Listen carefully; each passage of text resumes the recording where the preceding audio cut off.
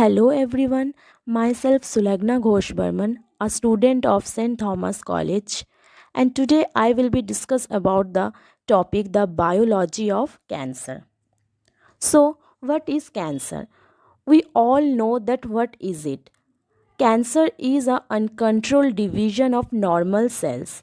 Actually, it is a type of tumors which become progressively invasive. When normal cells have lost the control over their division, differentiation, and apoptosis, they become tumor cells. So, a tumor is the result of an abnormal proliferation of cells without differentiation and apoptosis. This can result in ultimately spread of such cells throughout the body and interfering with the functions of normal tissues and organs of organisms. This is called cancer. Next is what is tumors? So tumor is an independent, autonomous, uncontrolled growth of a tissue containing a mass of normal cells. It is a chief indication of cancer development. So, a tumor is the result of an abnormal proliferation of cells without any differentiation and apoptosis. Tumor cell is also called neoplasm. Tumor or neoplasms may be of three types: benign tumors, pre-malignant tumors, and malignant tumors. In benign tumors, the neoplastic cells remain clustered together in a single mass and cannot spread to other sites. It contains cells that closely resemble normal cells and that may function like normal cells. The next one is pre-malignant tumors. These tumors are not yet cancerous but possess the potential to become cancerous. And the third one is malignant tumors. Tumor cells that do not remain localized and encapsulated and become progressively invasive and malignant are described as malignant tumors. The malignant tumors invade surrounding normal tissues and spread throughout the body through circulatory or lymphatic system. Next, so how can we differentiate between the normal cells and the cancerous cells? So there is some characteristic or properties of cancer cells that typically display several abnormal properties as compared to normal cells that provide a description of malignancy at the cellular level. So the first characteristic is the immortalization. Normal cells have a limited capacity to grow and divide both in vivo and in vitro. Even if provided with optimal growth conditions, in vitro normal cells will cease dividing after about 50 generations and then sense and die. In contrast, malignant cells are immortal and can grow indefinitely. The next is density dependent inhibition. Normal cells in culture display density dependent inhibition of cell proliferation and proliferate until they reach a finite cell density, which is determined partly by availability of growth factors in culture medium. But the proliferation of cancer cells is not sensitive to density dependent inhibition. The next one is loss of contact inhibition. Normal cells migrate across the surface of a culture dish until they make contact with the neighboring cells. Further cell migration is then inhibited and normal cells adhere to each other, forming an orderly array of cells on the culture dish surface. This inhibition of growth after contact is called contact inhibition. But the tumor cells, in contrast, continue moving after contact with their neighboring cells, migrating over adjacent cells and growing disordered multi-layered patterns. Next, metastasis. So, what is the meaning of metastasis? Metastasis actually refers to the ability of cancer cells to penetrate into lymphatic and blood vessels, circulate through the bloodstream, and then invade normal tissues elsewhere in the body. Next, invasiveness. One of the most important characteristics of transformed cell is their invasiveness. Invasion refers to the direct migration and penetration by cancer cells into neighboring tissues. Next, loss of contact anchorage dependence. Most of the normal cells must be attached to a rigid substratum. That is, they must be anchored in order to grow. But the transformed cells can grow even when they are not attached to the substratum.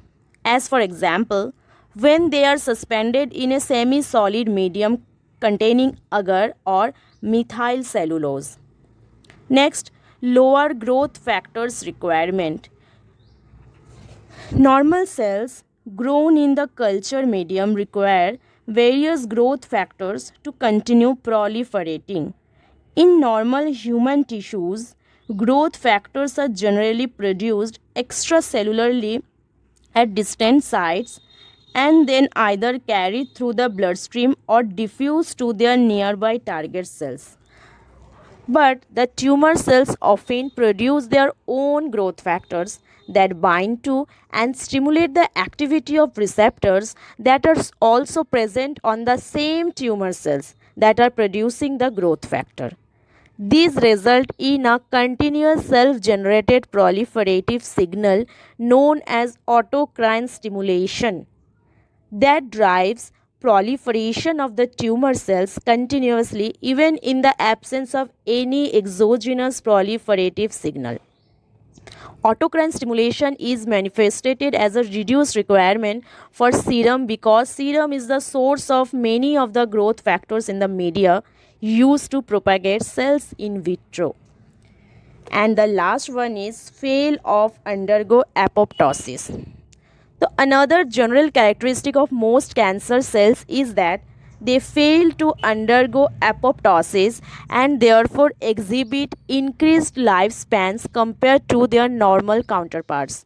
This failure of cancer cells to undergo apoptosis contributes substantially to tumor development. Next, the development of cancer.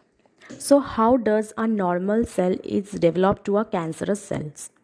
Most cancers originate from a single origin, that is known as monoclonal origin. The transition of a normal cell into a tumor cell is referred to as transformation. The transition from a normal to a transformed state is a multi-step process, including initiation, promotion, progression, and metastasis. The first step in the process is tumor initiation. It is a process in which normal cells are changed so that they are able to form tumors. Next, tumor promotion. Promotion is generally associated with increased proliferation of initiated cells, which increase the population of initiated cells. Next, malignant transformation. It is the transformation of pre-neoplastic cell into one that expresses the malignant phenotype. And the last is progression. Progression refers to the process of acquiring additional genetic changes that lead to malignancy and metastasis. Metastasis means tumor invasion. Tumor invade the other tissue of the body through lymphatic vessels or lymphatic tissues. Next, classification of cancers. Both benign and malignant tumors are classified according to the type of cell from which they arise. Tumors are classified into 6 major groups according to their origin. The first one is carcinoma. The most common human cancers are of epithelial origin, which is known as the carcinoma. Carcinoma affects epithelial lining of internal organs or the skin. Examples: lungs cancer, skin cancer, pancreatic cancer, ovarian cancer, etc. The next one is sarcoma. Sarcoma is the non-epithelial malignant tumors.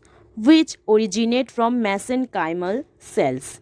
Next, leukemia.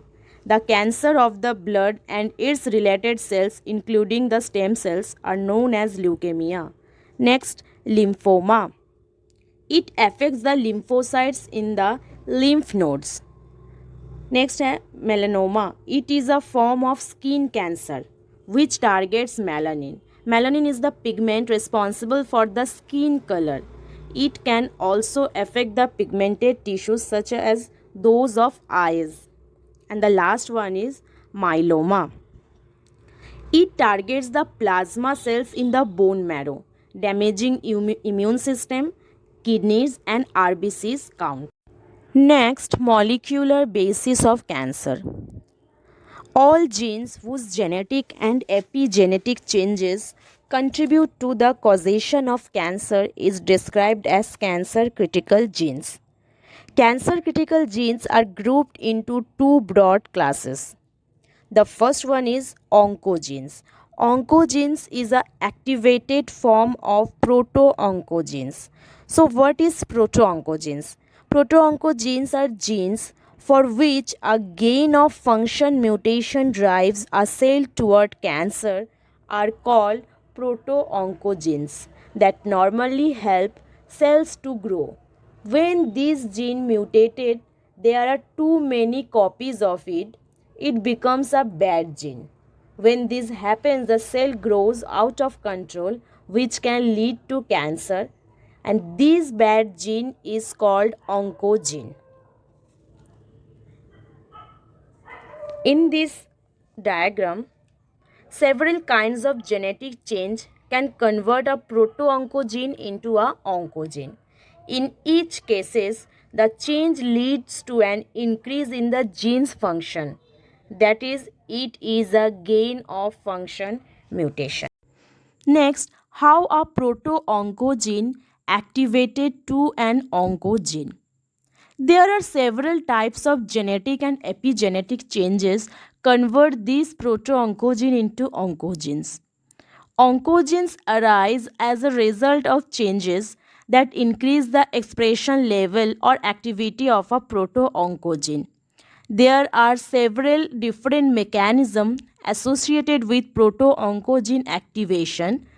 That is, first, point mutation, second, chromosomal translocation, third, gene amplification, and fourth one is insertional activation.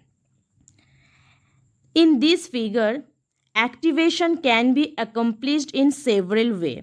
In pathway A mutation in the gene alters the structure and function of the encoded protein.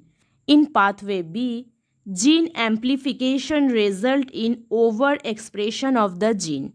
And in the pathway C, a rearrangement of the DNA brings a new DNA segment into the vicinity or up against the gene, altering either its expression or the structure of the encoded protein.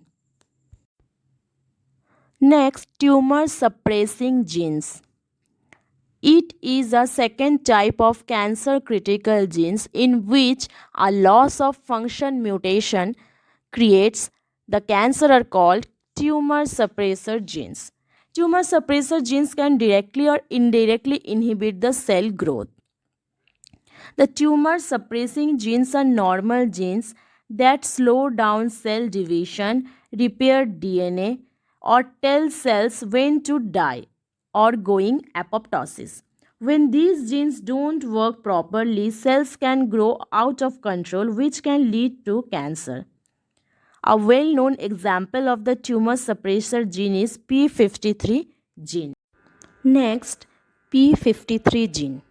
p53 gene is a well-studied tumor suppressor gene that encodes the polypeptide which acts as a transcription factor.